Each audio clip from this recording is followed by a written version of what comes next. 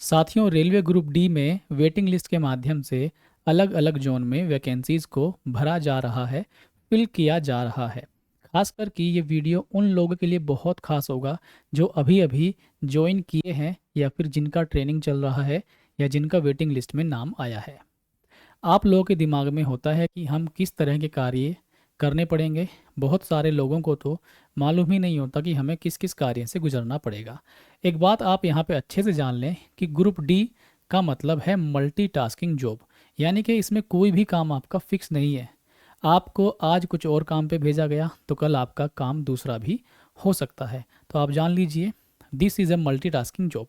कई तरह के काम आपको करने पड़ेंगे। तो 3 साल के दौरान जो मेरा कार्य अनुभव है वो मैं आज आपको समझाऊंगा। हर तरीके से मैं आपको बताऊंगा। लगभग 20 से 21 तरह के काम मैंने देखे हैं अपने 3 साल के करियर में। और भी मुझे आगे देखने को मिलेगा, क्योंकि नए नए अनुभव आते ही रहेंगे। नए नए अनुभव मेरे सामने भी आते रहते हैं। जैसे हम शुरू करते हैं यहाँ से। सबसे पहला ये है आपका यहाँ पर पेट्रोलिंग का। देखिए, अभी हाल ही में आप जानते हैं सर्दी का सीज़न चल रहा है, तो नाइट पेट्रोलिंग सभी जगह शुरुआत हो चुकी है। जब गर्मी का टाइम होता है तो समर पेट्रोलिंग चलती है। ये विंटर सीज़न है तो ये विंटर पेट्रोलिंग चल रही है। तो पहला जो मेरा एक्सपीरियंस है वो है नाइट पेट्रोलिंग का। अभी मैं इन शॉर्ट आपको बता रहा हूँ, हर एक चीज़ पे पर्टिकुलर डिटेल में बताऊँगा, लेकिन इन शॉर्ट मैं आपको बता रहा हूँ। ठीक है। यहाँ पर इसके बाद हम लोग देखते हैं। अब मैं धीरे धीरे आपको बता के चलूँगा। यहाँ पर पेट्रोलिंग में क्या होता है, आपको एक प्राइवेट आदमी भी साथ में दिया जाता है, मतलब 2 आदमी, और ज़रूरत पड़े तो 4 आदमी तक भी आपको दे सकते हैं। फिर हम लोग आगे देखते हैं यहाँ पर कर्व ग्रीसिंग। एक बार मैंने कर्व ग्रीसिंग किया था। जो घुमावदार पटरी होती है वहाँ पर ग्रीसिंग किया जाता है कर्व में। तो कर्व पर ग्रीसिंग का काम भी मैंने देखा। यहाँ पर देख सकते हैं ये ग्रीस बकेट है जिसमें आप ग्रीस ले जाते हैं और वहाँ पर ग्रीसिंग आप करते हैं। फिर मैंने यहाँ पे देखा चक्रेल का। ये देखिए, जो आपके रेलवे गेट हैं जहाँ पर आपकी गाड़ियाँ पास होती हैं, ये बूम है आपका रेलवे गेट है, तो यहाँ पर एक चक्रेल होती है। तो चक्रेल रिन्यूअल का काम भी हमने करना पड़ा था। ज़्यादातर ये काम नाइट में होता है क्योंकि ये ब्लॉक लेकर किया जाएगा। आगे हम देखते हैं, ये भी चक्रेल का है और इसमें आपके साथ कॉन्ट्रैक्ट पर लगाए गए जो एएमसी लेबर हैं वो भी आपके साथ होते हैं। तो इतना लोड आपके ऊपर नहीं रहेगा, ज़्यादातर काम आपका एएमसी देखेंगे। यहाँ पर आप देखिए कीमैन गए थे हम लोग। कीमैन भी जाते रहते हैं, और कीमैन हम लोग गए थे एक दिन बारिश में पूरे भीगते हुए। हमारे कपड़ों में, जूतों में, जगह जगह हमारे पूरा शरीर पानी से भर गया था, तो हम लोग कीमैन भी गए थे। आगे हम लोग देखते हैं। ये देखिए गीले कपड़े हो गए थे कीमैन जाते जाते। देखिए यहाँ पर बीटी अनलोडिंग आपने देखा होगा। एक गाड़ी होती है, माल गाड़ी बोल सकते हैं, उसमें बीटी मतलब ब्लास्ट ट्रेन बोलते हैं इसे आप। ब्लास्ट नहीं, बैलास्ट। ठीक है, पत्थर भरे रहते हैं छोटे छोटे जिन्हें आप झिल्लियाँ भी बोलते हैं। तो इसको अनलोड करना रहता है घुमा करके। उसमें हैंडल होते हैं, उनको घुमा करके उनके जो दरवाजे हैं बीटी के वो खोल करके पत्थर साइड में ट्रेन से निकालने होते हैं। तो ये काम का एक्सपीरियंस भी हुआ था। फिर हम पैकिंग मशीन के साथ गए थे एक दिन।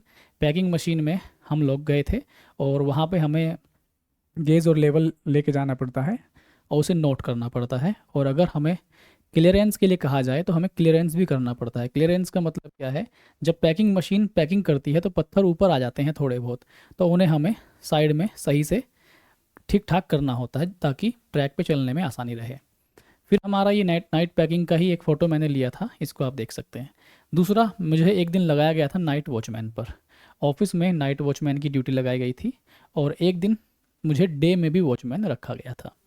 तो हम 7 काम तक पहुंच चुके हैं। 7 तरह के एक्सपीरियंस मेरे हो गए।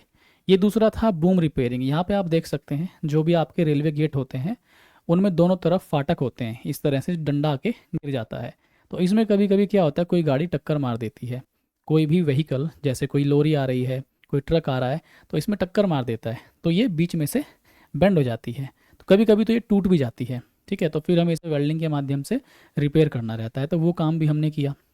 यहाँ पर आप देखिए आगे, इसमें ये देखिए ये वेल्डिंग मशीन है और इसमें सभी वेल्डिंग के ज़रूरत के सामान रखे हुए हैं, जैसे वेल्डिंग रोड। वेल्डिंग रोड आपने देखी होगी, एक लंबी सी डंडी होती है, वेल्डिंग मशीन में लग जाती है। जब आप उसे जिस जगह को जोड़ना है वहाँ पर टच करते हैं तो उससे चिंगारें निकलती हैं, तो उसे वेल्डिंग रोड हम कहते हैं। यहाँ पर देखिए क्लीनिंग का काम भी रहता है। क्लीनिंग का काम ज़्यादा रहता है हमारे यहाँ पे, तो ये क्लीनिंग का काम भी हमने काफ़ी किया है। जिसको आप बोलते हैं सेस क्लीनिंग, मतलब जो ट्रैक के साइड वाला हिस्सा होता है उसे सेस कहते हैं, और मिडिल वाले हिस्से की भी क्लीनिंग हमें करनी पड़ती है। यहाँ पर 10 काम हमारे हो गए। फिर हमें 11वां काम मटेरियल लोडिंग और अनलोडिंग का। एक गाड़ी आपको दी जाती है, ड्राइवर रहेगा, आपको नहीं चलानी। तो उस गाड़ी में जो भी मटेरियल आपसे मंगाया गया है आपके ऑफिस के माध्यम से, तो वो आपको लोड करना रहेगा, और वहाँ से लेकर के आपकी गाड़ी आएगी आपके ऑफिस, वहाँ पर आपको अनलोड करना पड़ेगा। अनलोड कभी कभी आप भी करते हैं और कभी कभी एएमसी भी करती है। तो यहाँ पर हमारे 11 तरह के अनुभव हो गए।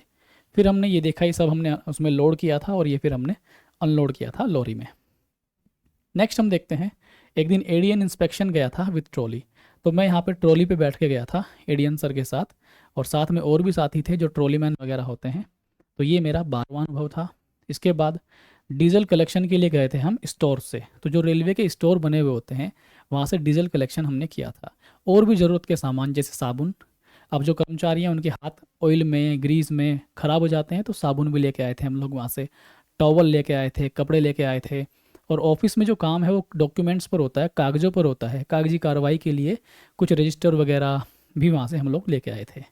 फिर हम चलते हैं आगे, हम लोग देखते हैं जो सामान था, जो डीजल था, जो मटेरियल थे, और वो हम लोग इस लॉरी में रख करके लेके आए थे। तो रेलवे की ये अलग से लॉरी होती है।